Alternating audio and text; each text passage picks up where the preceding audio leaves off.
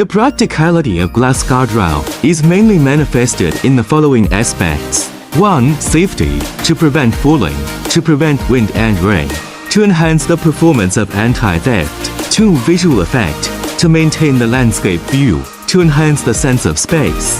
3. Aesthetics and decorative, modern and minimalist style, adaptable, for durability and ease of maintenance, material durability, easy to clean. 5. Flexibility, diversification of the design, the use of space. The types of glass guardrails are mainly divided into 3 types.